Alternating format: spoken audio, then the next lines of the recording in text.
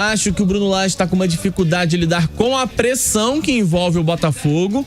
Ele herdou um time que era praticamente perfeito em termos de resultados. O Luiz Castro havia perdido somente 2 vezes no campeonato, então construiu uma gordura, uma campanha bem interessante. O Cláudio Caçapa teve uma passagem curta, mas composta somente por vitórias em 4 jogos.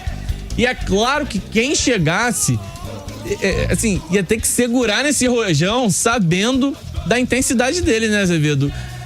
Não foi uma surpresa pro Bruno Lage. Não é possível que ele foi surpreendido. Verdade. Com um trabalho de pesquisa no Google. Ontem aqui o DJ Ace falou que era o dia de dar um Google, né? Pois é. Com o mínimo trabalho de pesquisa no Google, o Bruno Lage ia entender que ele estava assumindo um time com uma vantagem enorme na liderança e que isso tem uma pressão. É ruim assumir time que tá lá embaixo, mas assumir time que tá lá em cima, com a vantagem que o Botafogo tinha, envolvia pressão. Ele tava assumindo um clube que não vence nada de relevante desde 95, estamos falando de 28 anos, quase 30 anos, 3 décadas sem o Botafogo levantar uma taça de maior relevância, e esse momento se aproxima. E o Botafogo tem uma grande vantagem, uma vantagem que nenhum outro clube tinha no início do segundo turno, uma campanha inédita. Então, assim, se ele não queria lidar com essa pressão, ele não deveria ter aceitado o desafio.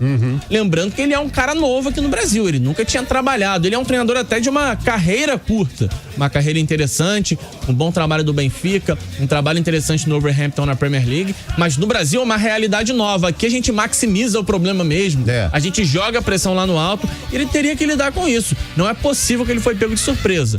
E ao tomar a atitude que ele tomou, ele acabou amplificando um problema que não deveria ter todo aquele tamanho que vimos após o jogo contra o Flamengo. Então, assim, entendo as frustrações do Bruno Lage, entendo que a pressão possa ser um pouquinho desmedida em alguns pontos, entendo a questão dos desfalques, mas é isso. Ele assumiu um time que tinha esse nível de pressão e não pode ser diferente agora.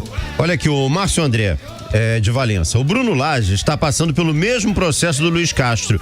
Não conhecia o futebol brasileiro e isso demanda tempo. Vamos ter paciência. O Luiz Castro tinha umas entrevistas assim também, né? Você vai lembrar, ele sempre falava, se não estão satisfeitos comigo, eu vou embora, eu pego minhas coisas e vou embora.